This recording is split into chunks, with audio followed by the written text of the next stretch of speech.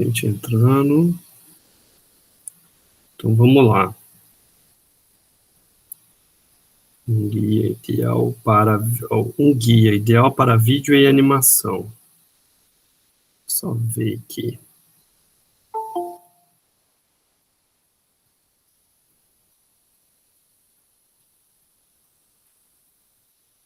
Bom dia! Agora vamos iniciar a nossa apresentação, que tem como tema complexos metálicos com atividade.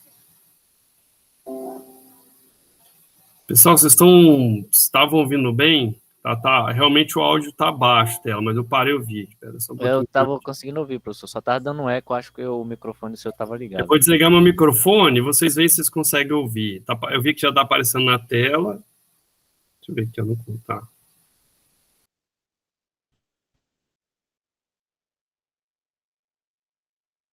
Bom dia! Agora vamos iniciar a nossa Tá dando para ouvir. apresentação, que tem como tema complexos metálicos com atividade anticancerígena, da disciplina de Química Inorgânica 2, do professor Anderson Ramon, e o grupo ele é composto por 3 integrantes, sendo Bianca Kogo, Gabriele de Oliveira e por mim, Isis Lima. O nosso artigo escolhido, ele foi o 5º artigo, que é do Renato Nadjar, que tem, como foi dito, tem como tema complexos metálicos com atividade anticancerígena. E o principal objetivo desse artigo é estudar os compostos mais importantes presentes no PT, que é a platina, no RU, que é o rutênio, e no RH, que é o ródio, em que apresentam atividades anticancerígenas, além dos aspectos históricos da descoberta de Born e Rosenberg. Bom, foi um grande impulso ao desenvolvimento do estudo da química, que contribuiu decisivamente aos derivados inorgânicos com seu uso na quimioterapia.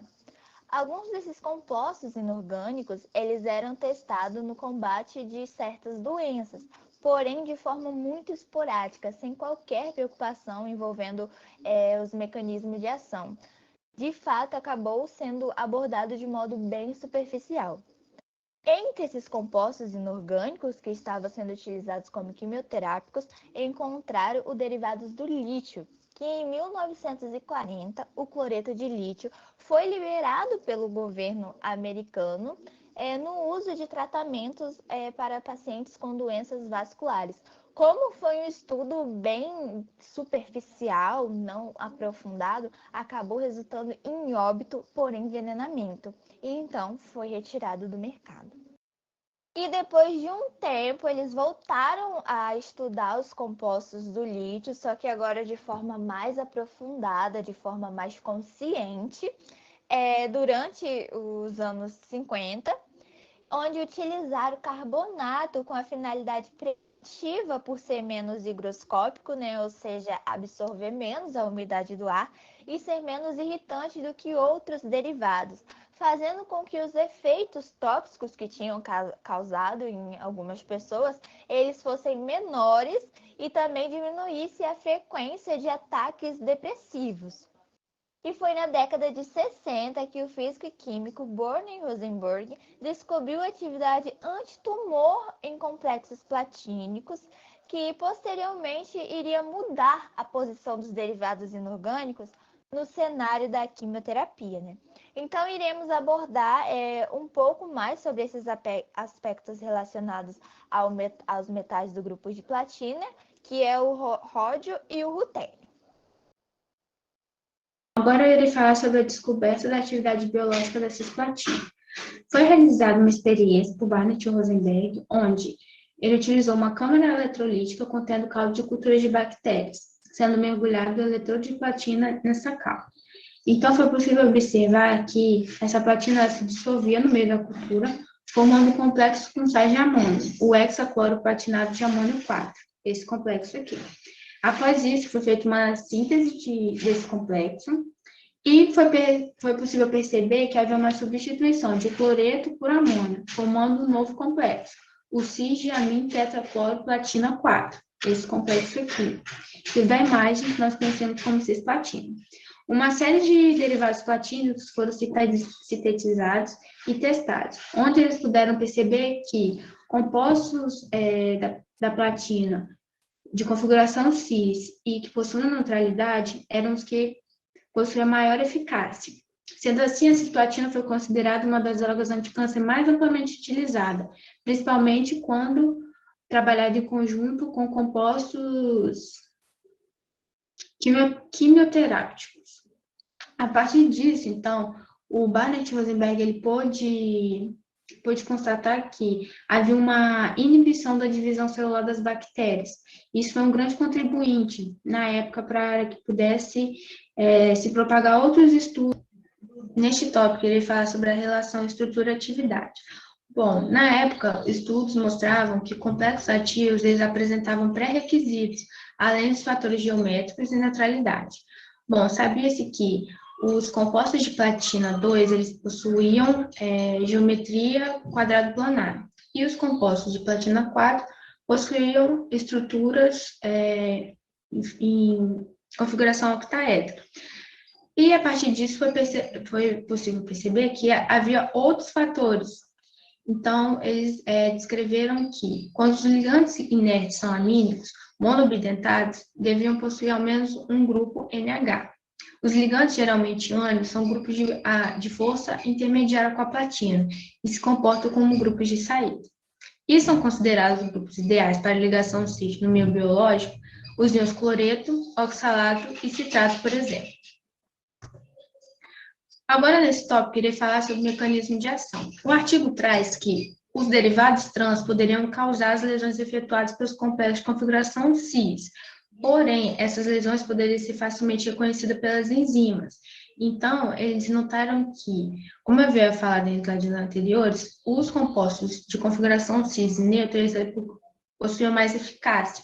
Então, sendo, de certa forma, descartados os compostos de configuração trans. Uma simples ligação entre platina e DNA não é suficiente para estabelecer uma relação causa-efeito. Notou-se também que os complexos platínicos devem permanecer sob a forma neutra durante sua permanência no plasma. Os complexos de platina 4 ativos foram sintetizados e sua ação parece ser de uma prodroga. O que seria uma prodroga? São compostos resistentes mais facilmente a ataques nucleófilos no organismo. Então, assim que o complexo ele chega até o sítio de ação intracelular, ele não sofre nenhum ataque do metabolismo. Então, sobre os derivados platínicos, as pesquisas elas evoluíram na busca de derivados tão quanto ativos como a cisplatina, focando sempre na procura de menor toxicidade. Isso resultou no surgimento de drogas como a carboplatina, a hiproplatina e a espiroplatina, sendo elas mais ativas que a sua precursora e, em certos casos, menos tóxica. Agora, falando dos complexos de outros metais, os elementos diferentes da platina têm sido motivo de muitas pesquisas, com exceção do cobalto 3D6, de baixo spin, e o crômio 3D3, os metais da primeira e segunda transição formam compostos muito lábeis. E entre aqueles que pertencem ao segundo e terceiro período, os elementos do grupo platina consistem ou em sistema D8 quadrado planar, contendo a platina 2, o paládio 2, o ródio 1, o ouro 3 e o irídio 1, ou sistemas octaédricos, contendo a platina 4, o ródio 3, o rutênio 2, o irídio 3D6 e o rutênio 3D5, sendo o rutênio e o ródio os mais promissores. Levando em consideração que o ródio foi um dos promissores, agora a gente vai falar um pouquinho sobre ele. Bom, os estados de oxidação do ródio mais estável são o ródio 1 e o ródio 3. E algumas informações sobre a sua atividade é que foram submetidos a testes os complexos catiônicos de ródio 3, com ligantes nitrogenados, tendo como espécies aniônicas o cloreto, o nitrato e o perclorato. Eles se mostraram mais ativos em relação à capacidade de crescimento filamentoso de bactérias. Uma observação sobre esse estudo é que os compostos ativos são todos trans. Os compostos de ródio 2 são estabilizados com a interação ródio-ródio, como pode ser vista na imagem ao lado, sendo representantes os carboxilatos de ródio. Esses compostos conseguiram um aumento na sobrevida de camundongos, no qual foi testado. Já de acordo com os compostos de rutênio, ele apresenta vários estados de oxidação possível, sendo o rutênio 2 e o rutênio 3 os mais estáveis. Algumas informações sobre a sua atividade é que os derivados cloroaminados da espécie neutra FAC-RuCl3-NH3 demonstrou atividade contra a leucemia, semelhante à cisplatina. Os complexos de rutênio 3 são considerados prodrogas. Isso significa que eles resistem facilmente ao ataque de nucleófilos presentes no organismo. Outro complexo cis, contendo o dimetilsulfóxido, que é esse DMSO, se mostrou menos tóxico do que a cisplatina, sendo que suas atividades são parecidas quando ensaiadas em animais portadores de carcinoma pulmonar. Já em ensaios contra o melanoma B16 e o tumor mamário, a sua atividade foi ainda maior do que a cisplatina. O complexo mer-triclobisdimetil sulfóxido aminorrutênio 3 foi testado em camundongos e provou o aumento do tempo de sobrevida dos animais tratados. Bom, devido às propriedades promissoras do derivado metálico rutênio, pode-se supor que surgirão ainda muitos estudos sobre seu mecanismo de ação biológica. Bom, então vamos para as considerações gerais, onde diz que o número de artigos publicados sobre compostos de coordenação com atividade anticancerígena é extremamente grande. A maioria deles trata-se de derivados platínicos que possuem ligantes amínicos inertes, que é o qual a reação de substituição acontece lentamente ou nem acontece, ou então ligantes lábeis, que é a qual a reação de substituição acontece de forma rápida. Muitos estão sendo submetidos a testes clínicos, né, para terem um conhecimento maior, uma eficiência maior. E só uma observação que além dos metais de rutênio e ródio que foram abordados nesse artigo, também existem outros artigos que têm um estudo contendo o ouro e cobre. Bom, essas foram as nossas referências e obrigada pela atenção.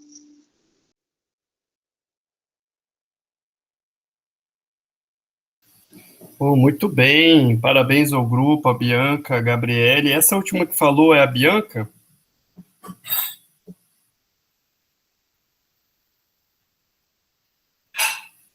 Ninguém me respondeu. Bom, eu gostei muito foi a Isis. Muito bom a apresentação, né? Você vê que alguns alunos, assim, uma postura muito legal para falar, né? Para se expressar, né? Tentando ser mais interativo, mais didático.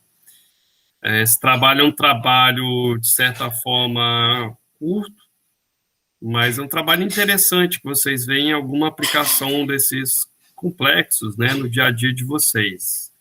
Então, uma pergunta para o grupo, não sei se chegaram a ver, por que esses complexos, platina, né, que são mostrados aqui, acho que é o ródio, o tênio, né, por que eles fizeram alguma coisa explicando por que eles podem ser utilizados no combate ao câncer, porque a platina especificamente?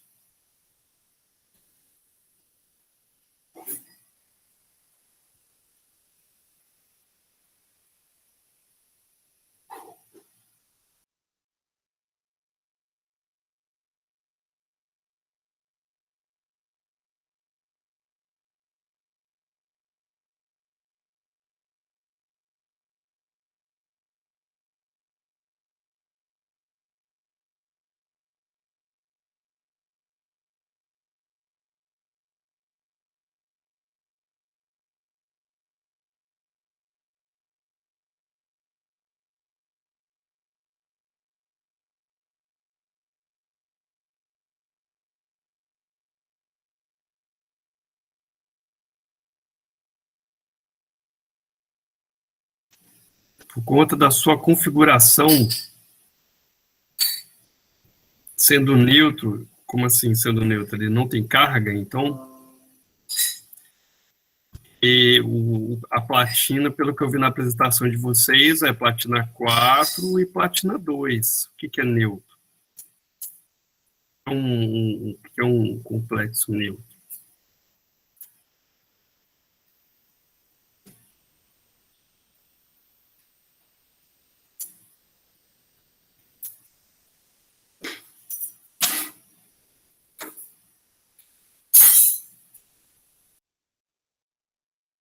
Na verdade, uma das explicações é que a platina é um metal extremamente inerte, né? Não é neutro, é inerte. Ou seja, não é reativo assim, né? Não é em questão de ser reativo com o organismo, né? E também tem que avaliar uma questão chamada de toxicidade, né? Não é um metal que tem problema com toxicidade em relação ao organismo. Mas vocês viram mais alguma coisa que fala? Então, assim, ele deve ser atóxico, né? Ele na sua forma de complexo, na sua forma de óxido. E tem essas duas configurações, quadrado planar e octaedro.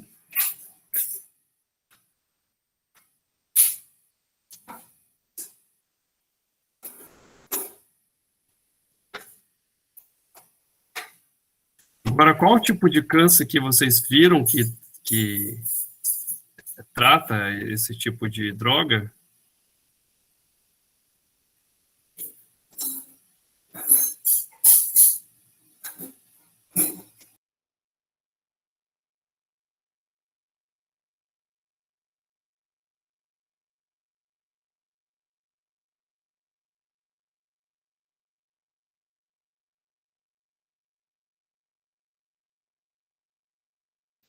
Gabriele, Isis, Bianca.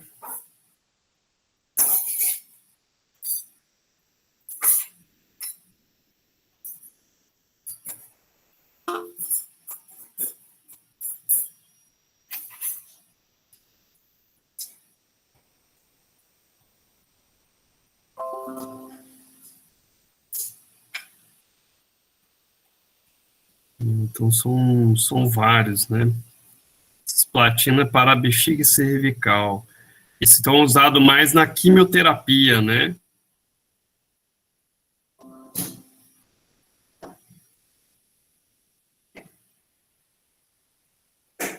Carcinoma testicular. Chegaram a ver alguma coisa do tratamento? Como é que é?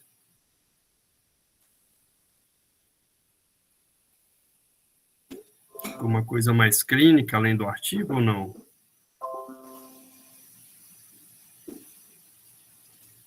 Minha última pergunta.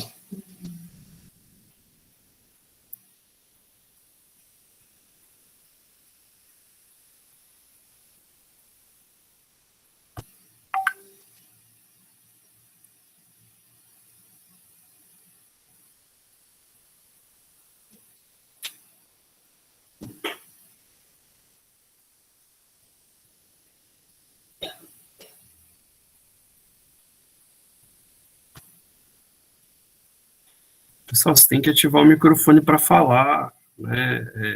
Escrever é uma coisa que demora muito. Entendeu? Já não liga a câmera e já não fala, tipo assim, é complicado. Tem que voltar ao presencial logo.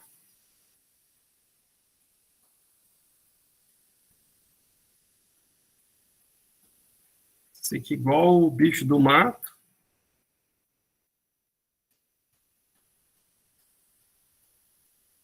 Tá? Tem que falar, pegar o microfone, falar, mostrar, se identificar.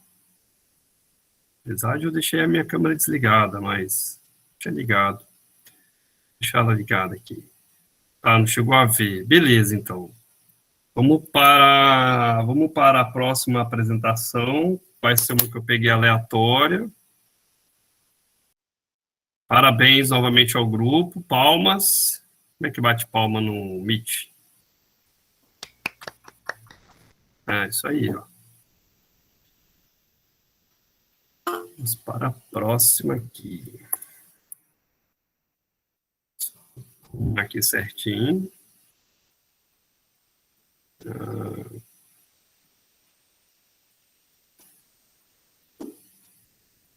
É Carol de Câmara.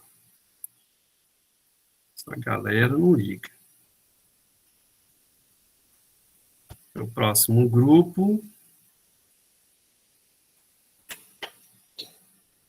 está na sua tela, na televisão do Meet, para você, direto dos estúdios YouTube, que é o grupo do Luiz Gustavo, que está abaixo. Depois, a Raquel, que está câmera superior, e a Rafaela.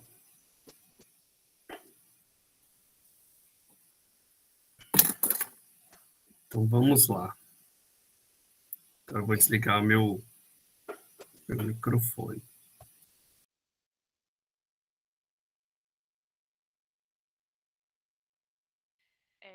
Boa tarde a todos. Bom, o tema do nosso grupo hoje é sobre a síntese, caracterização e aplicação dos complexos de Europel 3, como marcadores luminescentes de notas. O grupo é composto por Luiz, Raquel e eu. E o professor é o Wanderson Romão. Bom, aqui é o artigo que nós vamos estudar, vamos falar hoje no nosso trabalho. Bom, vamos começar então, né, a introdução. A química forense, ela não é só a parte de balística ou então a análise de drogas, mas ela também trabalha na parte de autenticidade, né, na verificação de documentos falsificados, né. E até dá para identificar quem poderia ser os supostos autores da falsificação e os meios utilizados. A falsificação de documentos é caracterizado como um crime de inteligência e normalmente o que são falsificados são as notas, né, de dinheiro, carimbos, passaportes, carteira de identidade, carteira de motorista, cartões de créditos e cheques. E alguns métodos são utilizados para identificar as supostas falsificações, né? Que é a espectrometria de massa, a espectroscopia do infravermelho com transformada de Fourier, o comparador espectral de vídeo e o ultravioleta visível. Bom, o contrabando de notas, né, merece uma atenção especial, né? Até porque é um crime financeiro, né, cada vez mais comum e que pode afetar a economia. Então, para evitar essas falsificações, são utilizados alguns meios de segurança nas notas, que são as imagens latentes, marcas d'água, as tiras magnéticas, técnicas de impressão são utilizadas, né? A holografia e áreas com infravermelho e ultravioleta. Acho que todo mundo já deve ter visto algumas desses meios de segurança nas notas, né? E eu vou falar agora um pouco sobre os lantanídeos, porque é o tema do nosso artigo, né? Os complexos de lantanídeos. Bom, a capacidade dos lantanídeos de luminescência dos complexos, né? Eles têm o potencial de absorver e emitir a radiação com comprimentos de ondas característicos, né? O que pode definir esses materiais como dispositivos moleculares de conversão de luz. Os lantanídeos possuem propriedades similares, né, na tabela periódica, e por isso nós podemos apontar, né, uma característica que é dos complexos de lantanídeo, que é uma excitação direta não é muito eficiente, uma excitação direta no metal. O que pode acontecer é que os ligantes se tornam mais eficientes quando estão ligados a ele, transferindo a energia para o metal, intensificando a luminescência. Essa transferência de energia do ligante para o metal é chamada de efeito antena. Agora, eu vou falar um pouco da parte experimental do artigo, que é relatar a síntese, né, e a caracterização e aplicação de 3 novos complexos de picrato, de európio.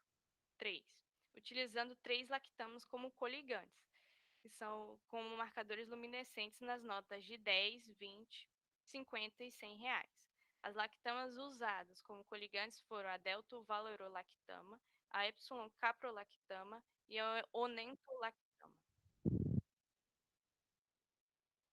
Bom, os materiais utilizados na parte experimental foi o etanol, o ácido clorídrico, o EDTA, a ureia, o óxido de európio, o ácido pícrico e as lactamas.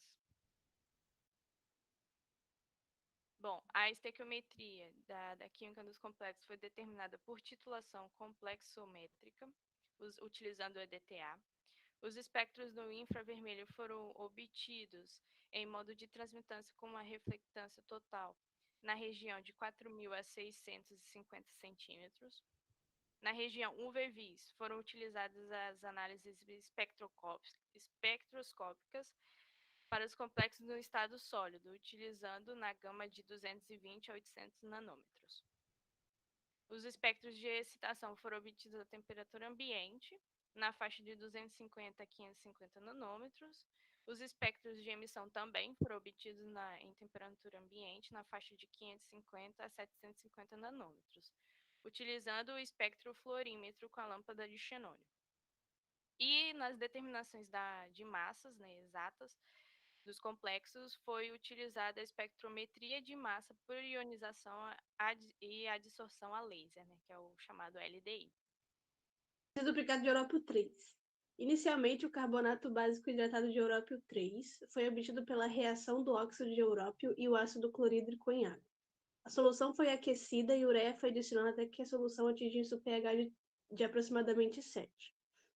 2 gramas do produto obtido foi então suspenso em meio aquoso. Essa solução foi aquecida e ácido pícrico adicionado até que todos os carbonatos básicos fossem consumidos. A solução resultante foi filtrada e deixada a temperatura ambiente para cristalização. Os cristais obtidos tinham uma coloração amarela e foram secos à temperatura ambiente e armazenados em um frasco âmbar. Síntese dos complexos de picato de európio 3. Os compostos foram preparados dissolvendo o picato de európio 3 hidratado em etanol com uma solução etanólico de lactama.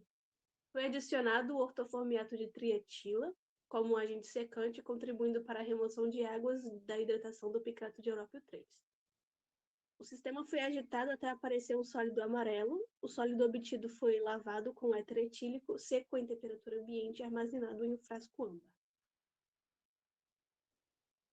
O picato de európio 3 com delta-valerolactama teve um rendimento de 63%.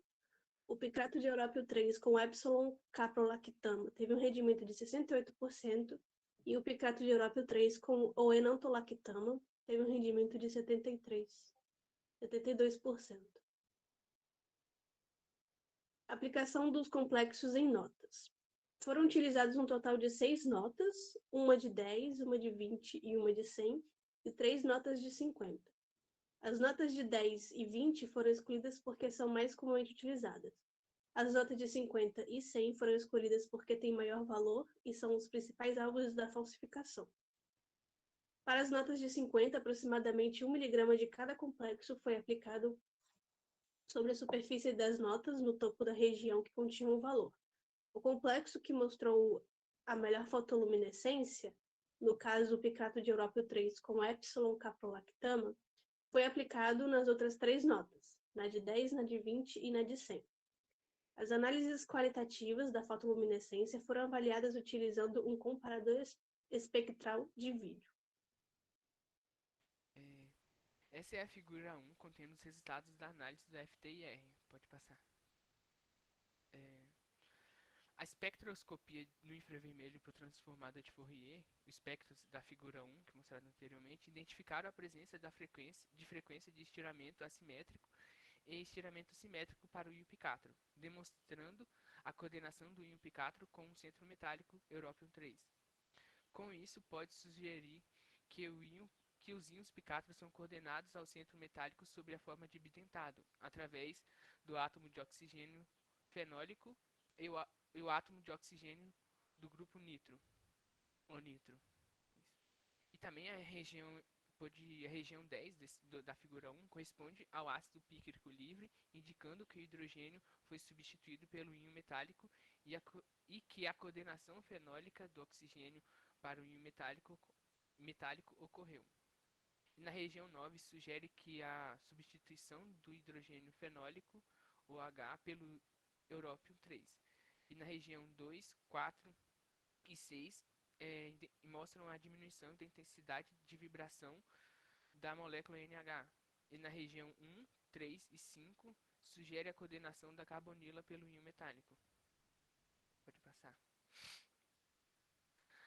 As análises de fotoluminescências foram qualitativas, realizadas sobre as notas para avaliar visivelmente a luz de cada complexo presente, nas notas de R$50. A figura ao lado, essa figura 4, mostra a emissão de cada complexo sobre excitação em diferentes comprimentos de ondas.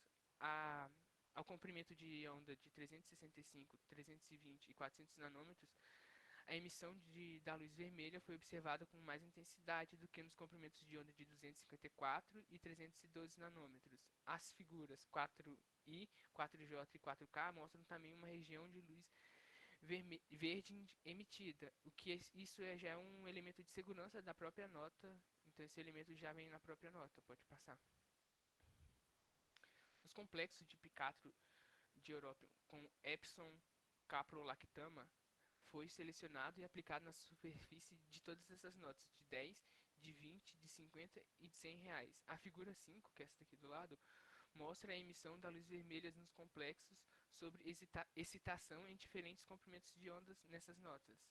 O comprimento de onda de 365 nanômetros emite uma luminescência mais intensa, porque está mais próxima do comprimento de onda máximo de excitação, que é o 395 do complexo EPK. Complexo lactama EPK. Para identificar o perfil químico dos complexos depositados na superfície das notas, preservando assim ao mesmo tempo a integridade da nota, foi utilizada a técnica de espectrometria de massa por ionização e dissorção a laser, o LDI, na qual é feita a partir de uma incidência de feixe de laser, permitindo a dissorção e ionização do analito.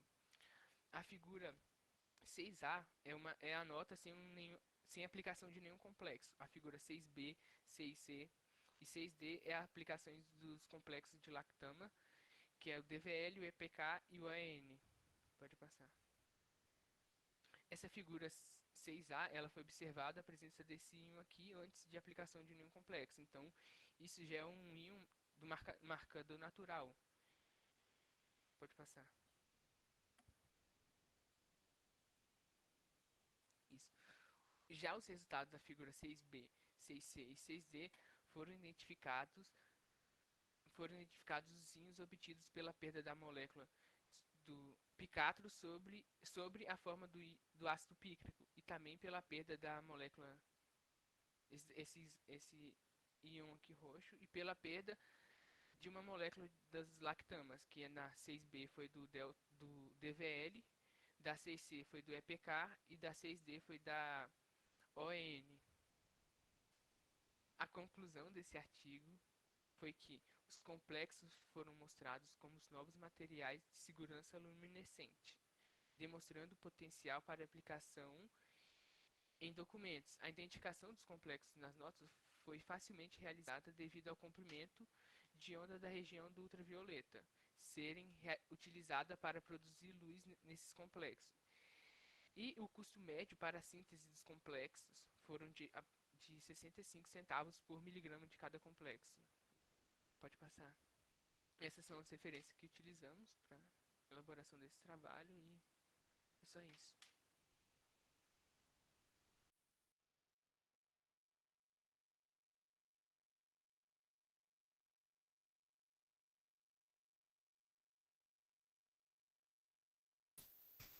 Muito bem. Parabéns pela apresentação. Eu acho que faltou, assim, vocês melhorarem um pouco a didática de vocês para falar, né, da dicção. Acho que vocês têm que tentar explicar sempre de forma mais clara, objetiva. O exemplo aqui que eu vou dar é você explicar um espectro de infravermelho e não mostrar o espectro, né, figura 1, né, e não mostrar nem a figura. Na verdade, quando você vai falar de um espectro, você não precisa nem ficar falando das bandas e tal, é só apresentar, interpretar o espectro, né, o que está ali, o que é importante falar, o que não é, o que muda, o que não muda, né? Como é que você... Quais as bandas que efetivamente mostraram a formação de um complexo. Teriam várias figuras que vocês poderiam explorar e ter colocado aí, não colocaram, né? Figura 2, que mostrava todo o esquema da síntese, né? Mostrando as cores deles.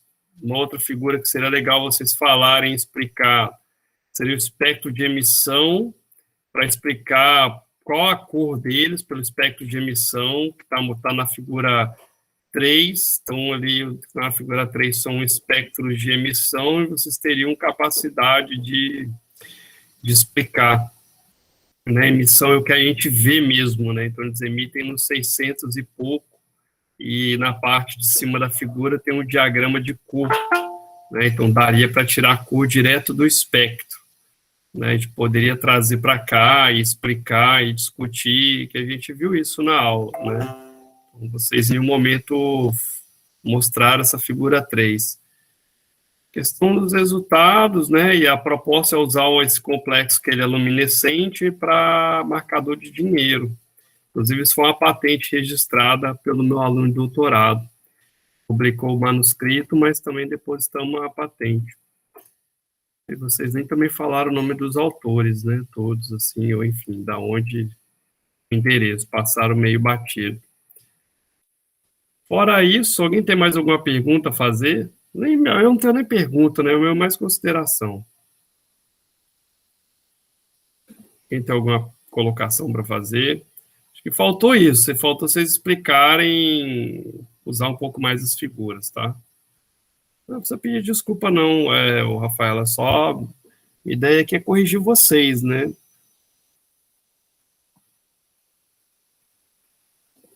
Isso é uma vantagem e...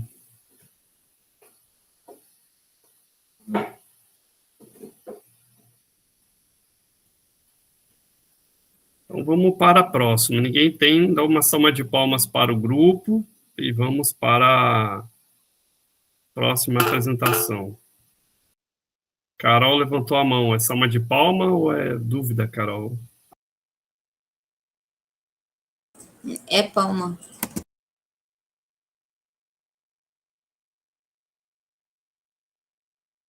Muito bom, então. Então vamos para a próxima. Só pegar.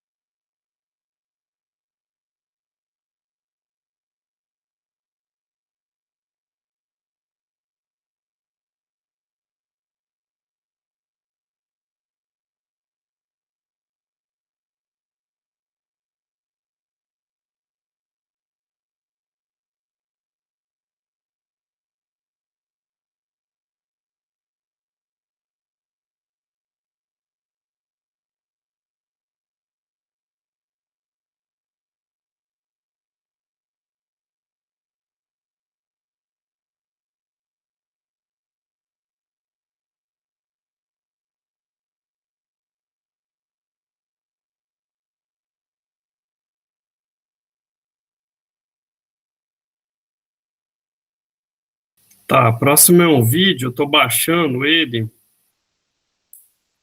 E aí a gente vamos para a terceira apresentação.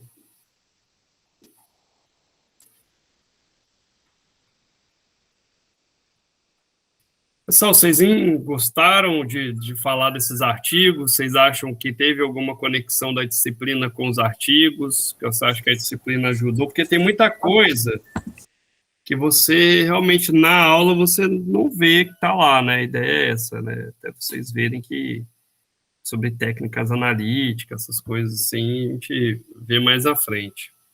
Professor, algumas coisas tinham na matéria, por exemplo, a geometria do composto, mas o meu, assim, tinha muita técnica analítica que realmente a gente não viu ainda. Por exemplo, analisar voltagrama, espectrometria, etc. Os artigos são interessantes, mas eu senti um pouco de dificuldade. estudando meu artigo.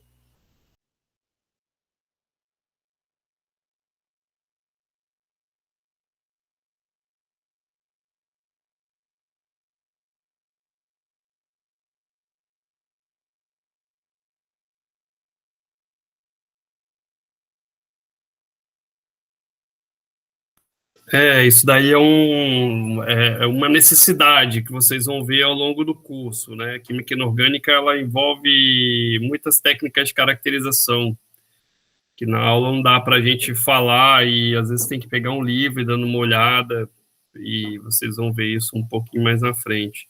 Acho que poderia até mudar a ordem, né? Mas, bom, eu vou tentar aqui ver como é que eu faço para colocar o vídeo, né? Eu baixei o vídeo, coloquei o vídeo. O que é isso aqui? O que é isso que vai compartilhar? Não, isso aqui não é nada.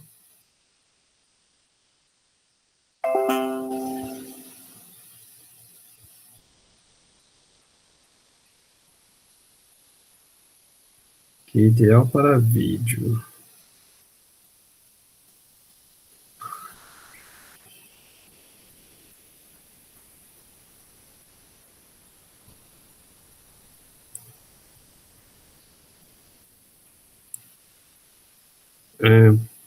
Eu acho que os artigos tinham tópicos, tinham artigos complexos demais para a gente.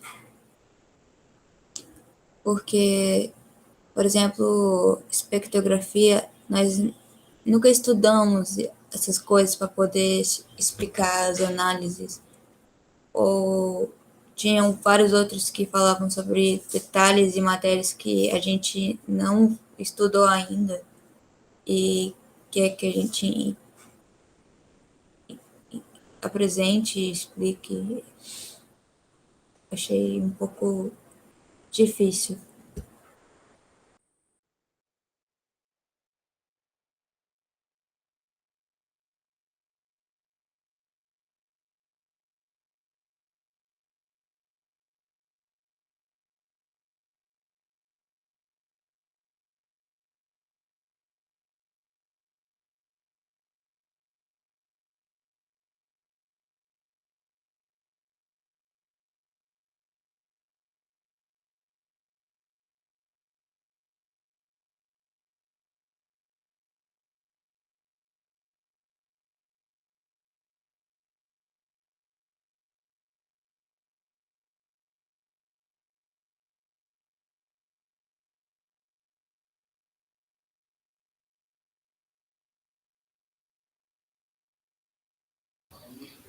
Professor, licença, eu nem sei se é o meu grupo que você está olhando, é que eu enviei o vídeo assim, e se você quiser e for o meu grupo, eu tenho o link no YouTube aqui.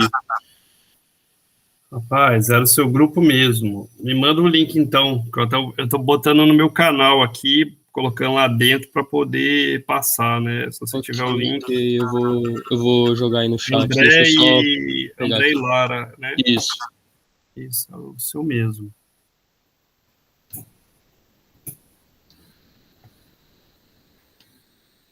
Tô abrindo aqui o YouTube, que eu jogo aqui no chat já rapidinho.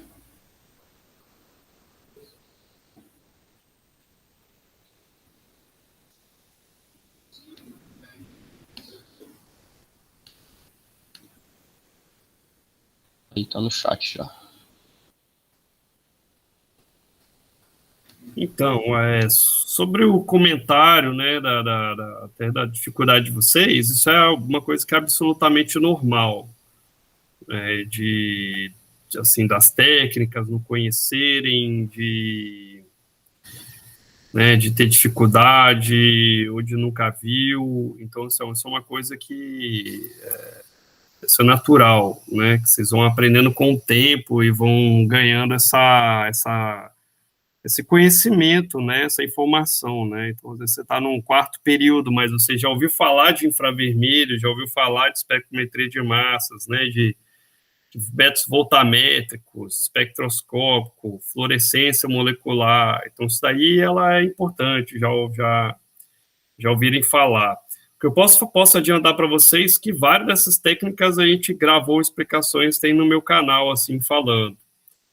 Quase todas, né? Exceto infravermelho. Infravermelho eu devo gravar esse semestre, que eu estou dando aula na pós, vou falar sobre isso. Mas tem outros vídeos, se vocês procurarem. Então, a vantagem hoje é que, com a pandemia, teve muito professor que gravou a aula. Bom, então, a gente vai começar aqui, trabalho do André, e eu vou desligar meu microfone.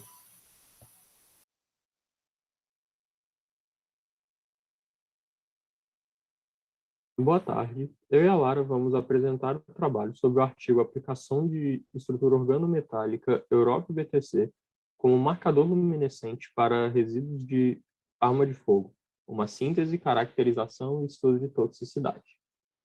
A caracterização do resíduo de arma de fogo, GSR, é um ponto de interesse em ciência forense, pois pode fornecer informações sobre crimes, ajudando a identificar suspeitos e compreender a dinâmica do crime. Diariamente, os especialistas precisam investigar crimes que envolvam armas de fogo, mas a identificação do GSR não é uma tarefa fácil. A ASTM, American Society for Testing Materials, define GSR de munições convencionais como partículas esferoidais contendo antimônio, bário e chumbo. Existem diversas técnicas para identificar esses metais em nanograma, mas a ASTM recomenda o uso de microscopia eletrônica de varredura juntamente com raio-x de dispersão de energia, que podem oferecer informações morfológicas que garantem que esses elementos metálicos estão presentes na partícula esferoide. Porém, quando um estudo mostrou que atiradores possuíam taxas elevadas de chumbo no sangue, as munições não tóxicas foram desenvolvidas, e por conta da falta de elementos característicos, os métodos tradicionais de detecção se tornaram ineficientes. Em sistema de marcador luminescente, que fazem os resíduos de arma de fogo visíveis utilizando uma lâmpada UV. Este recurso facilita a investigação de uma cena de crime. Os íons lantanídeos presentes nos marcadores luminescentes atuam como marcadores químicos, permitindo a diferenciação de resíduos de arma luminescente a resíduos ocupacionais. Os primeiros materiais com resultados promissores como luminescentes foram os compostos organometálico de lantanídeo e os óxidos ZnL2O4. Esses marcadores permitiram visualização direta do GSR em superfícies próximas do local do tiro, como a mão do atirador, a arma, o alvo e os cartuchos.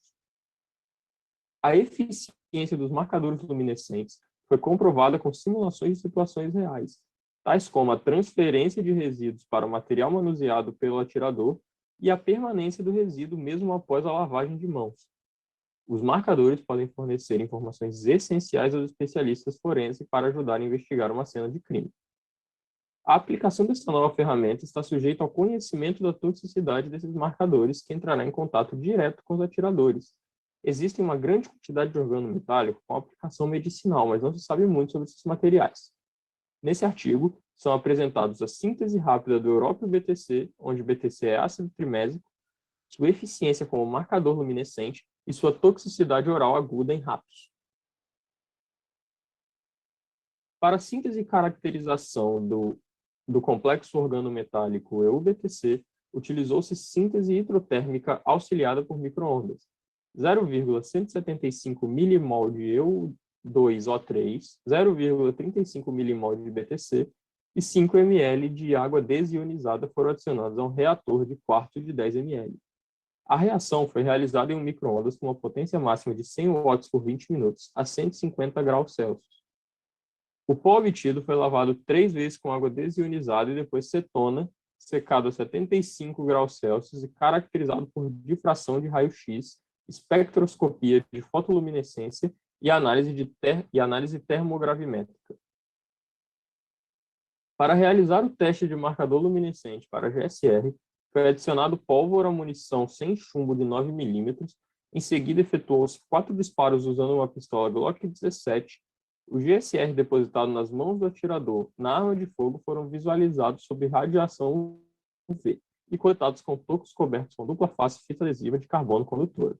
O resíduo coletado foi analisado em um comparador espectro de vidro. A toxicidade oral aguda da substância foi testada em ratos Wistar com exposição à dose única.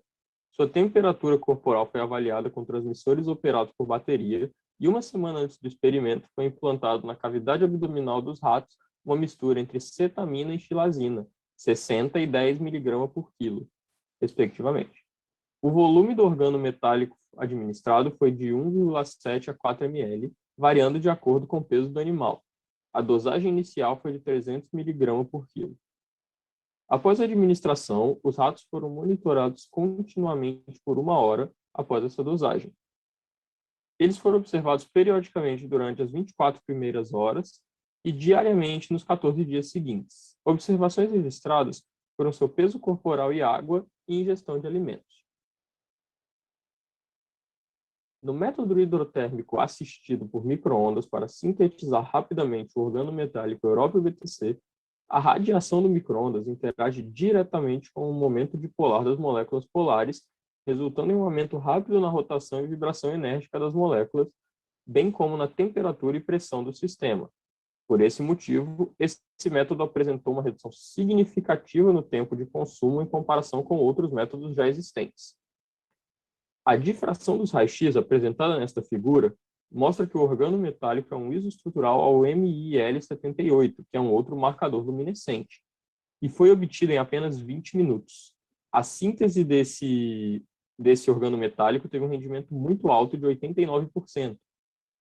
O EuBTC cristalizou em simetria monoclínica, onde cada íon Eu3+ é coordenado por 8 átomos de oxigênio de 6 ligantes BTC, e o poliedro de coordenação pode ser representado como um prisma trigonal do decaedro, como mostra nessa imagem. O ligante BTC assume 2 modos de coordenação diferentes, ponte bidentada e ponte tridentada quelante. A análise termogravimétrica apresentada neste slide mostrou que essa estrutura apresenta alta estabilidade térmica, o que é um ponto positivo para sua aplicação como material luminescente. O ligante BTC livre degrada entre 300 e 450 graus Celsius. No entanto, uma vez que se apresenta no EuBTC, sua degradação ocorre em temperaturas mais elevadas, entre 430 e 600 graus Celsius. Isso ocorre porque os íons lantanídeos e ligantes das moléculas estão fortemente conectados por estruturas rígidas e estáveis. O EuBTC apresentou coloração laranja avermelhada e esse organometálico possui vida longa útil e isto pode estar associado à ausência de moléculas de água na esfera de coordenação Eu3+. Esses recursos dão à estrutura uma maior eficiência quântica. Sobre o desempenho do MOF como marcador luminescente para resíduos de arma de fogo, ele foi introduzido em 9 milímetros de pólvora de munição não tóxica e os tiros foram disparados de uma Glock 17. Na figura, o A representa os resíduos de pólvora luminescente que foi visualizado utilizando apenas uma lâmpada UV portátil e B mostra a arma de fogo sob a radiação UV. Este procedimento ele permite uma coleta de amostras dirigida e eficiente, melhorando a possibilidade de encontrar partículas de resíduo de tiro e reduz a probabilidade de erro. Além disso, como partículas luminescentes não são regularmente encontradas nas mãos ou no ambiente, essas partículas são fortes indicativos de resíduos de arma de fogo luminescente. Pode passar, por favor. As partículas foram analisadas por VSC, que é um comparador espectral de vídeo para adquirir espectros de emissão, e por microscopia eletrônica de varredura acoplada a raio-x de dispersão de energia. Os espectros de emissão mostraram as principais transições do íon Europa 3+, afirmando que a cor vermelha representada nesse gráfico é um produto desse íon Europa 3+, transições eletrônicas em vez de serem outras partículas orgânicas ou ambientais não específicas. Comparando com o marcador puro, foi observada a redução na simetria do local, que pode ser pela alta temperatura ou pela pressão dos tiros, mas não afeta a visualização do marcador. Por meio da microscopia eletrônica, foram encontradas partículas com morfologias semelhantes ao marcador puro, o que facilitou a análise.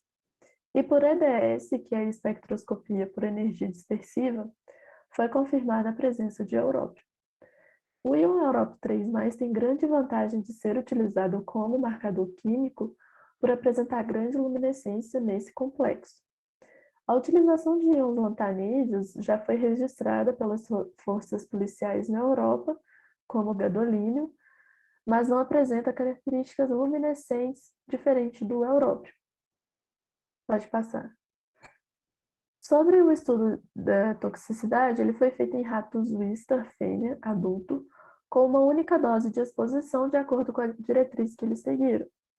4 grupos de 3 ratos foram tratados com 300, 2.000 e 2.000 miligramas por quilo, e havia também um grupo de controle.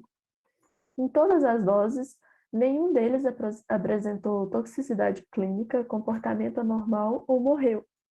Também não teve alterações no corpo, no peso dos órgãos, como coração, baço, fígado e rins, e nem na água no consumo de alimentos, comparado com um grupo de controle.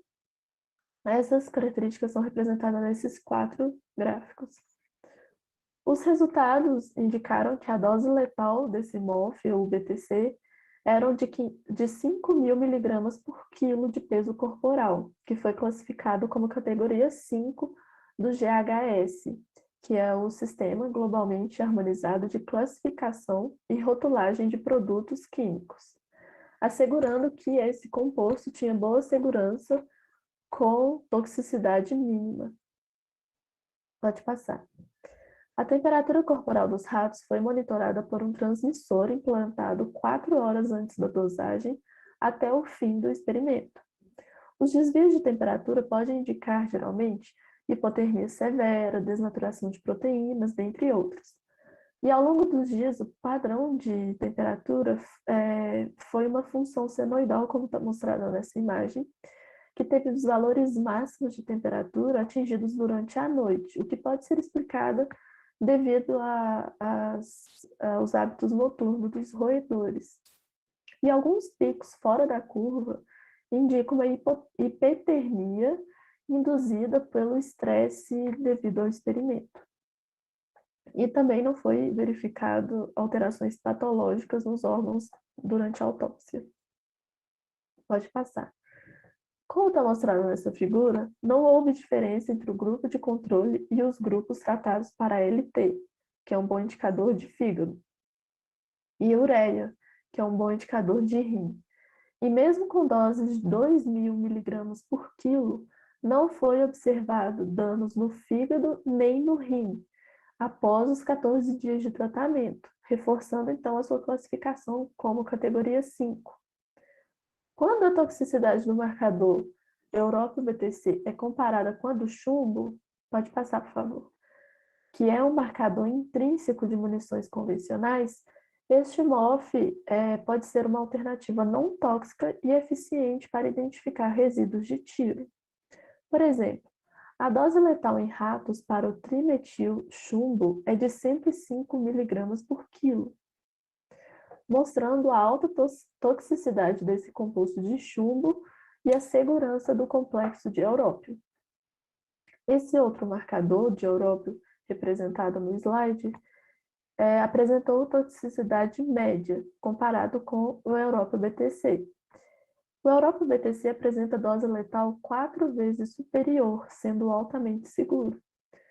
E, por fim, considerando os reagentes analíticos, 1 grama do MOF európio-BTC custa aproximadamente $7,65, o que representa um custo de 24 centavos por dólar em munições. Pode passar. Então, pode-se concluir que essa estrutura de organometálico európio-BTC foi eficiente e apresentou grande redução no tempo da reação. E, além disso, apresentou alta cristalidade, estabilidade térmica e luminescência. E, quando incorporado em 9 milímetros de munição não tóxica, atuou como marcador luminescente eficiente, permitindo a visualização dos resíduos de tiro apenas com uma lâmpada UV. Além disso, foi classificado como na categoria menos tóxica, garantindo alta segurança para sua aplicação. Dessa forma, o MOF európio-BTC Foi demonstrado como uma alternativa não tóxica e eficiente para a detecção e caracterização de resíduos de pólvora seca, tanto do convencional como munições não tóxicas, facilitando a investigação da cena do crime. Pode passar. Essas são as nossas referências e obrigada.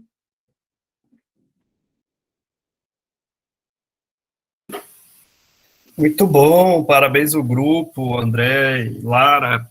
Gostei muito da apresentação. Eu só tenho uma pergunta para fazer, né?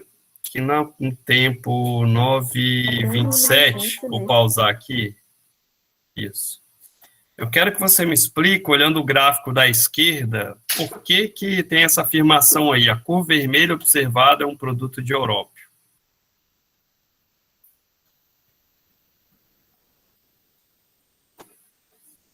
O grupo toma até um susto, né? Eu já começo já e faço uma pergunta assim do nada, né? Desculpa, gente, só para a gente ganhar tempo, tá?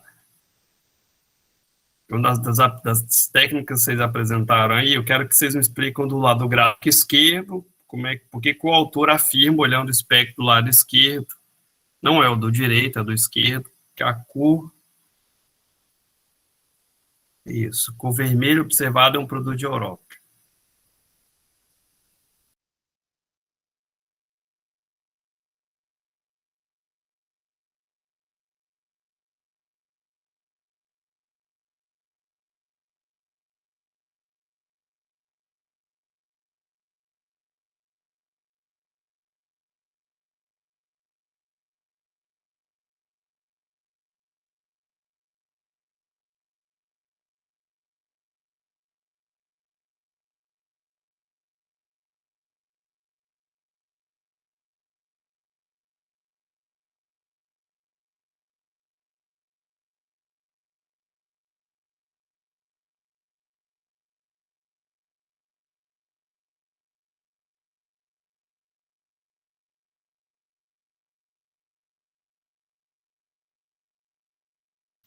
Pessoal, não estou ouvindo nada. André? Lara?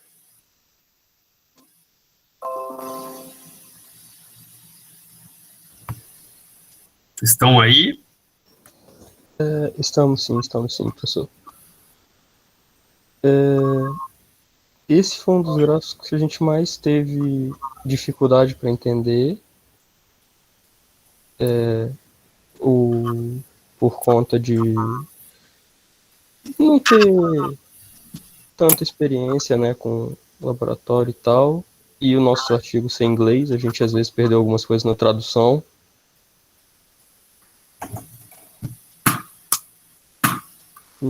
Mas achei importante colocar, mesmo sem ter tanta certeza do que estava falando com relação a esse gráfico aí.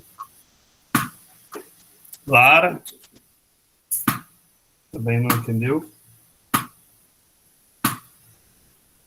Pessoal, seguinte, ó. Esse espectro aí é o espectro de emissão, né? O espectro de emissão, ele vai tentar mostrar a cor mesmo do complexo. Então, olha aqui, ó, ele está emitindo, ó, comprimento máximo em 620 nanômetros. Às vezes, quando a gente não sabe, não entende, a gente tem que pegar uma outra literatura e ir atrás e ler. Né? Aí, ó, se você pegar, se tivesse a curiosidade só de fazer isso aqui, ó, eu vou fazer agora, ó, você vai descobrir por que é vermelho, ó. Olha aqui, ó, vocês estão vendo a minha tela? Então, aqui é o espectro visível.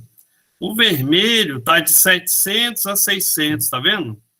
Então, tudo aquilo que emitir em 600 a 700 é vermelho. E o que ele está mostrando não é o espectro de absorção, é o espectro de emissão, ou seja, é a cor que ele está emitindo mesmo. Agora, não tem que fazer aquela conversão igual a gente fazia da cor complementar. Então, é um espectro de emissão. Então, olha aqui, ó, 600 a 700 vai para o vermelho, né? À medida que vai andando para 700, vai para o vermelho. Volta lá para o espectro agora. É Aí, se a gente voltar na aula... Oi? É um vermelho alaranjado. Isso, vermelho alaranjado. Muito bem, Carol. Olha lá, ó. De 600 a 620 vai ser um... Vamos lá, 600 a 620 vai ser um vermelho Olha lá, um vermelho alaranjado, né? Um laranja tendendo para o vermelho, né? Então ele fala que é vermelho, mas é um laranja tendendo para o vermelho, né? Então vai estar por aqui, ó. Então era só olhar esse espectro, é isso, ó. Se estivesse emitindo em 500 era verde, se estivesse emitindo em 400 era azul, se estivesse emitindo em 550 era amarelo. Então é um espectro de emissão, né? E aí você já pega já direto do gráfico. Você vê como é que era simples a interpretação. Então, é uma coisa que vocês têm que começar a ter cuidado. Quando vocês leem algo, vocês têm que ir atrás para entender aquilo ali, né? Atrás vai dita na internet, dita no YouTube, vai falar sobre a técnica, né? Eu mesmo tenho uma aula de 20 minutos que fala sobre isso daí. Pode pegar meu canal lá, o que é? Espectro de emissão. Assiste lá, vou explicar tudo para vocês, né? Isso daí. Mas, assim, nem precisava assistir a aula, era só, pô, peraí, o que essa banda quer mostrar, enfim. Mas é uma coisa que vocês têm que ter com vocês, de ir atrás do porquê. Porque esse é o papel, às vezes, do cientista, né, o pesquisador, o estudante, né, ele tem que ir atrás da informação. Pô, professor, mas não vi na aula, mas a vida é assim, quando você vai para a bancada, vai para o laboratório, vocês vão ter várias situações que vocês não sabem, mas vocês têm que correr atrás.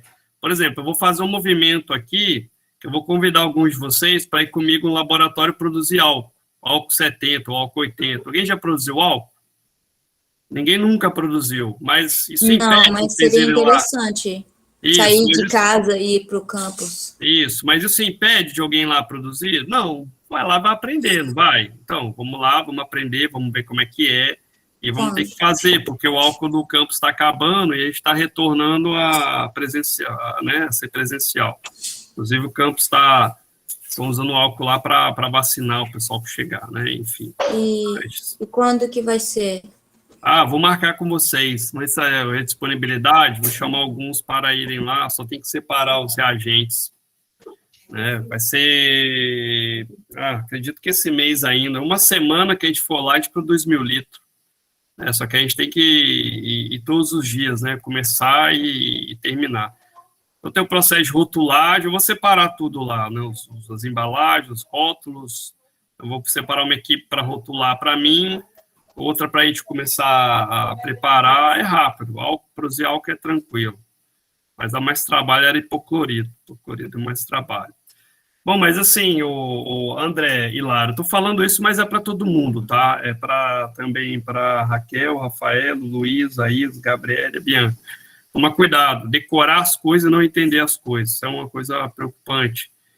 Tem que tentar entender, olha, eu entendi isso e tal, fala isso, esse pico é isso e é vermelho por causa disso, ó, essa emissão aqui, provavelmente essa energia corresponde, ele pegou, por exemplo, o raio-x às vezes não tem que entender mesmo, ele pega num banco de dados, né, ele joga num programa que acha, né, então é comparativo os picos do raio-x com a literatura. O raio-x não tem como entender, agora infravermelho, o resto é mais tranquilo.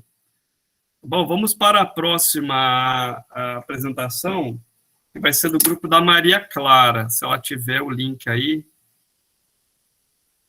Mas eu consigo aqui também. Eu vou ter que baixar para copiar. Eu tenho, professor, vou mandar aqui. No começo da aula eu até mudei lá, coloquei um arquivo com link, mas eu vou mandar no chat aqui agora. Mas consegui aqui já. Estou rápido. Então tá bom. Aparece até um negócio da Netflix antes, que isso? Quem está assistindo Netflix? Será que é propaganda? Não, é isso mesmo, continua o vídeo. É você? Caramba, hein? Tá rolando. Curti agora esse aqui da Netflix, hein? Fala o nome do grupo aí, porque eu não achei o... Maria Clara, Pedro Henrique e Priscila Chaves. Pedro Henrique. E Priscila? Isso. Tem outra Priscila? Eu não sei, mas acho que não.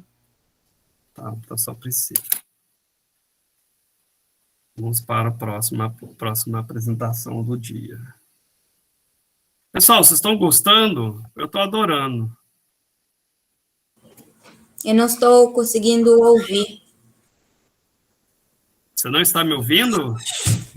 Não, você não, a apresentação. Ah, você tem que aumentar o seu áudio aí do seu computador, porque realmente Sim, está com áudio mas baixo. assim, o fato que eu tenho que aumentar até o Sabe o que máximo você para faz, Carol? escutar. Vou te dar uma dica. Você compra um fone, que ele melhora a captação do áudio, porque o meu som do meu laptop, ele está estourado aqui. Aí eu peguei um fone, quando eu coloco um fone, eu uso 10% da capacidade do computador e escuto bem. Eu boto o volume em 10%, eu consigo escutar bem tenta fazer o teste com fone, ajuda muito. Eu peguei o fone do meu filho aqui, que está em aula, e um tempo atrás, agora não, porque ele está em aula, mas aí funcionou bem.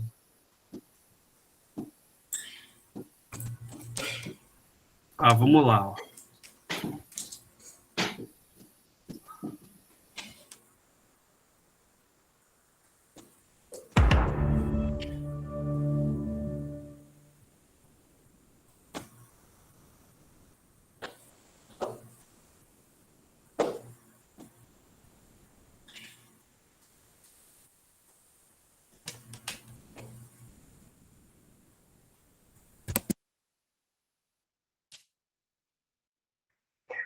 Bom dia.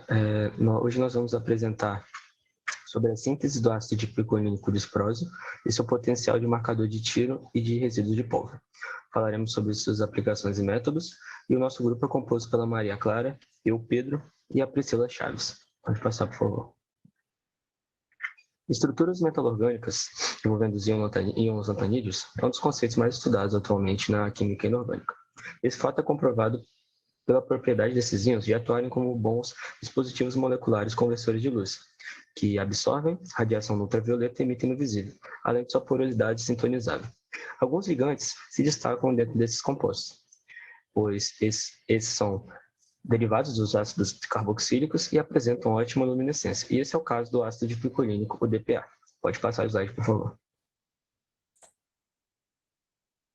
A coordenação desses complexos ocorre pelo átomo de oxigênio das duas carbonilas e pelo átomo de nitrogênio do anel piridínico.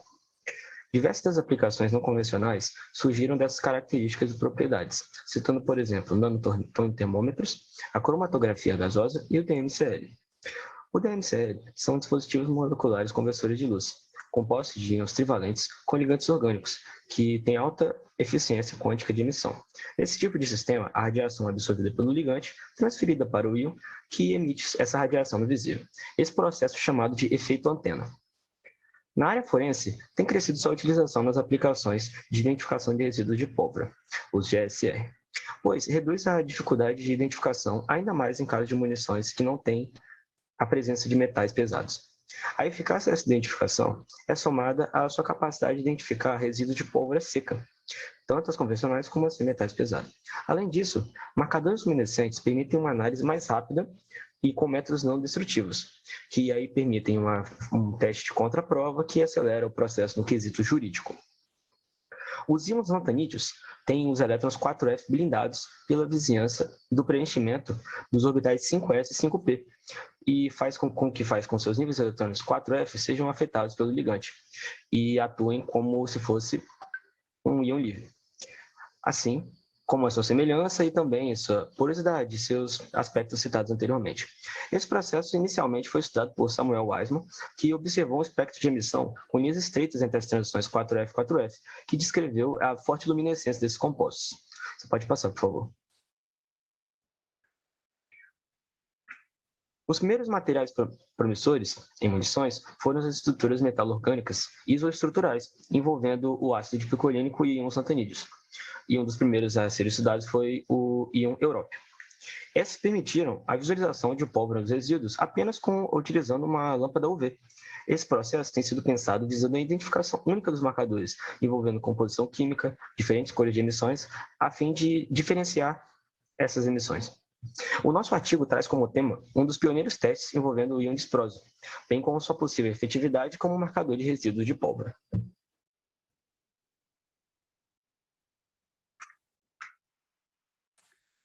Bom, agora eu vou falar um pouco sobre as propriedades luminescentes dos materiais de lantanídeo orgânico. Então, essas propriedades luminescentes, elas foram utilizadas como marcadores na identificação de resíduos, que eles são conhecidos como GSR, que são os resíduos de arma de fogo. E esses resíduos de descarga, eles são partículas microscópicas que eles ficam grudadas às mãos, na roupa do atirador, e eles são formados principalmente de partículas queimadas e não queimadas e de possíveis fragmentos de bala também. Esse GSR, ele é usado para estimar a distância em que uma bala é disparada. Ele também reconhece, né, a procedência da bala e ele também fornece informações importantes para identificar alguns suspeitos. E por isso que é necessário o estudo dessas metodologias, porque eles favorecem as investigações forenses. E uma importante característica desses materiais lantanídeos, lantanídeos orgânicos, é a estabilidade térmica. Eles são resistentes a alta temperatura, porque eles são quimicamente estáveis. Então, após longos períodos, eles vão continuar do mesmo jeito. Então, ele é importante para marcadores fotoluminescentes. E ele também é um material inerte, então, porque vai ter contato com a pólvora, então ele não vai poder reagir com ela. E uma dessas estruturas que foi estudada para esse tipo de fotoluminescência é essa que a gente está mostrando, que é o dieurópio com DPA e HDPA. Ele possui uma estrutura bidimensional e ele também apresenta alta fotoluminescência, e as suas propriedades ópticas, depois de sintetizar e do disparo da bala, elas permaneceram iguais. E nessa figura abaixo, a gente consegue ver, a gente não conseguiu achar uma estrutura do európio, mas é a mesma estrutura, é só mudar o íon central. O GSR, como marcador, ele foi identificado visualmente quando foi sintetizado e disparado com a arma com o európio. Ele foi identificado visualmente na mão, na roupa do atirador, na arma e na superfície também onde foi atirado. Então, essas amostras, elas permaneceram luminescentes por mais de 30 meses. E após esses tiros, foi possível identificar que esses íons de európio 3+, eles permaneceram semelhantes aos dos marcadores puros. Então, isso sugere que as estruturas dos marcadores não tinham sofrido nenhuma alteração significativa, que torna esse íon muito, muito precioso para a fotoluminescência. E uma curiosidade... Eu vou apresentar os resultados e as discussões que foram relatados no artigo estudado. Vou começar falando sobre o ácido dipicolínico, né, disprósio, que é composto por 4 íons disprósio e 8 moléculas do ácido dipicolínico, como mostrado na figura. Cada íon disprósio é octa-coordenado por 4 moléculas de ácido com 2 modos diferentes. 2 moléculas de ácido atuam como ligantes tridentados, que são essas das pontas, e as outras 2 atuam como íons de ponta, que são essas que estão ligando no meio. Como não há moléculas de água na esfera de coordenação do íon, isso favorece a luminescência do mesmo. Pode passar o slide. A propagação da estrutura 2D, como a gente pode ver aí no 3D, ocorre devido ao modo de coordenação em ponte, que é o bis monodentado, dos ligantes do ácido. Aqui dá para ver como eles são porosos, como foi falado anteriormente, pelos espaços vazios que tem neles. Pode passar. Alguns dados cristalográficos foram apresentados pelo artigo, e são esses dados: a fórmula molecular, a fórmula empírica, o peso da molécula e o seu tipo de estrutura cristalina. Já na figura 2, o artigo mostrou os espectros de excitação e de emissão do ácido dipicolínico disprósio obtido na temperatura ambiente. A linha preta na esquerda representa o espectro de excitação, que foi obtido enquanto a emissão a 575 nanômetros era monitorada. Apresentou picos estreitos relacionados às transições do íon, que é a sua excitação direta, e sendo a mais intensa a 365 nanômetros. Já a linha vermelha, à direita, representa o espectro de emissão, que foi obtido por excitação a 365 nanômetros. Mostra a presença das 3 características seguintes nos picos do íon: a 483 nanômetros, a 572 nanômetros e a 659 nanômetros. Pode passar. A existência dessas transições, desses picos, mostra que leva o composto a emitir quase uma luz branca quando exposto à radiação UV. Como a gente pode ver na imagem observada abaixo, a cor dessa emissão foi caracterizada através desse diagrama de cromaticidade. Como pode ver que ficou ali num branco amarelado ou num amarelo esbranquiçado. Pode passar. Para um composto ser classificado como GSR, né, como marcador, ele precisa ter algumas propriedades estabelecidas. Que são essas propriedades? Uma elevada estabilidade térmica e química, a qual não vai se degradar, nem vai reagir com as partes da arma ou da munição durante o disparo. Precisa ter uma alta luminescência que vai ser retida depois do disparo da munição, depois do disparo do projétil, que vai permitir a observação a olho nu das partículas. E precisa ter uma composição química única, um aspecto morfológico único, que permite que a sua identidade seja confirmada na hora das análises. Quando o composto foi incorporado nas munições primer, pode ser constatado visualmente esse resíduo balístico, como está mostrado na imagem. Além disso, os aspectos PL, que são aspectos de espectroscopia e fotoluminescência, mostraram todas as transições características do íon. E esses resultados mostram que a degradação da estrutura não ocorreu após a exposição a alta temperatura que foi causada pela detonação do projétil. E, assim como o composto, vai cumprir os requisitos da alta estabilidade térmica, que são necessários para sua aplicação como luminescente e marcador GSR. Isso porque, quando ele foi adicionado à pólvora, as partículas luminescentes foram vistas visualmente, tanto no solo, no campo, na arma e no atirador. Essas partículas foram recolhidas e analisadas pelo microscópio de varredura eletrônica, e essa análise revelou a presença do disprósio, além de revelar partículas com uma morfologia muito semelhante à preparação do composto, que também foi observado pelo microscópio. Isso se diz que, como assim, o terceiro requisito, né, para classificação como marcador, que se refere à composição química única, também foi cumprido. Além disso, os marcadores à base de corantes possuem uma vantagem em relação a outros marcadores, de que as partículas dificilmente vão ser confundidas com outras, tanto de origem profissional ou de origem ambiental.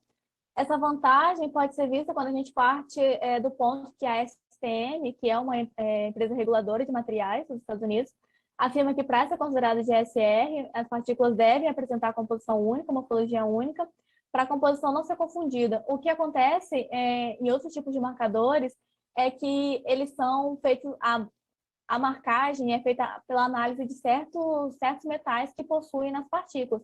E esses metais podem ser confundidos porque eles também estão presentes em outros tipos de compostos, como, por exemplo, os fogos de artifício. E isso não define por a unicalidade ali, né, do GSR.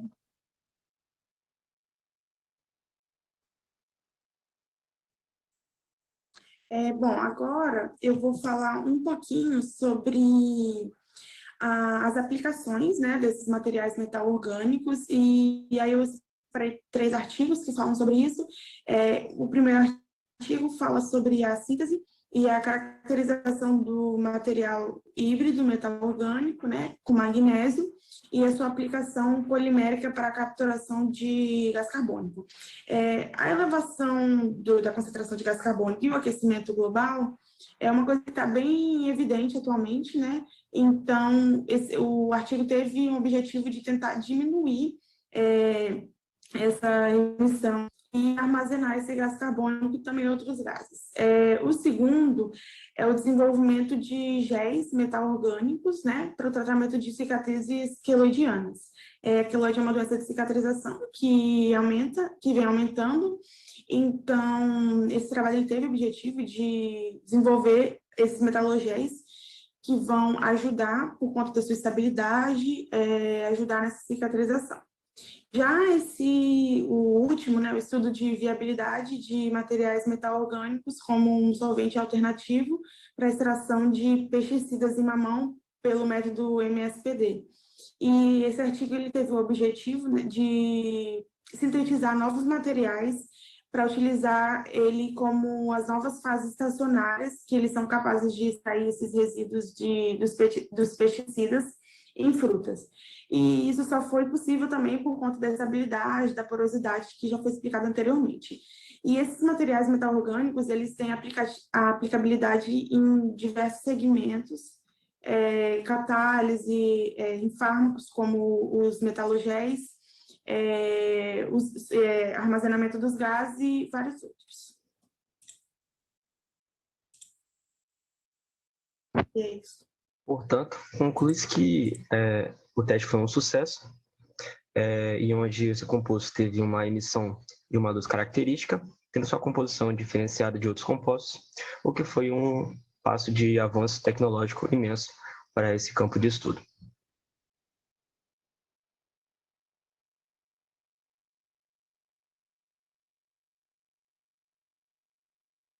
Pessoal, muito bom, né? Outra apresentação muito bem feita, né? Legal, assim, poderiam ter trabalhado melhor na edição das figuras, né? Ter tirado fundo, dá para fazer isso, não é difícil, desenhar as estruturas, mas tá bom.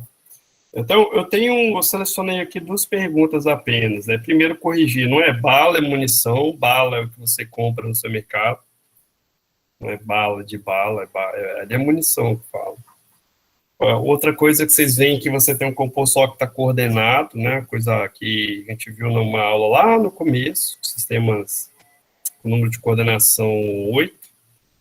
Mas a minha pergunta é o seguinte, elas são simples até. Vocês falaram aí, eu quero que vocês me expliquem agora. O que é efeito antena e qual o significado do LOFS? Até mostrado nas duas. Por exemplo, efeito... LOFS é, em vez de metal, lantanídeos, que o Pedro explicou lá no começo, que são os lantanídeos. É o quê? São os lantanídeos orgânicos. O L é de lantanídeos. Uhum. Que é frame, né? Tá, lantanídeos orgânicos. O FUS é o quê? É frameworks no final, o inglês. Framework, tá. E o que é o efeito antena?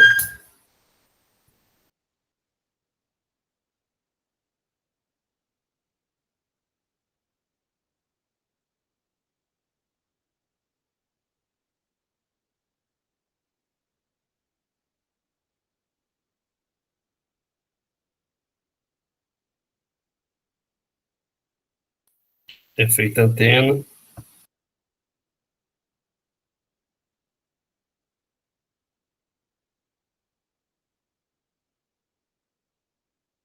Como ocorre especificamente o efeito antena, eu não sei te dizer, mas lá no começo, quando o Pedro fala aquela imagem do canto, é onde ocorre o efeito antena, que ele intensifica a luminescência dos materiais. Agora, especificadamente, como ele ocorre, eu já não sei te dizer. Isso, basicamente o efeito antena é quando... mas quem que faz? Quem intensifica por quê? O que acontece? O que você faz para intensificar ali? Você faz uma reação química e você está fazendo o quê?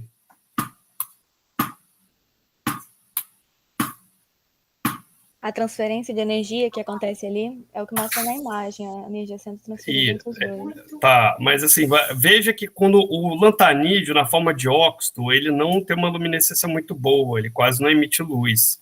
Então, quando você transforma ele em complexo, começa a colocar ligante na sua esfera de coordenação, um monte de ligante que está vindo com elétron, né, você diminui essa energia, então, do homo e lumo, né, e você, então, favorece, potencializa essa emissão de luz. Né, então, você, basicamente, esse é o efeito antena, né, dessa transferência de energia está ligada à presença de ligantes doadores de pares de elétrons, tá? Que vai promover esse efeito antena.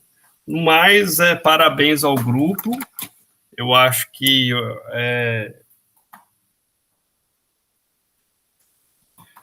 por hoje a gente vai ter 4 apresentações apenas, e amanhã a gente vai ter, deixa eu ver aqui,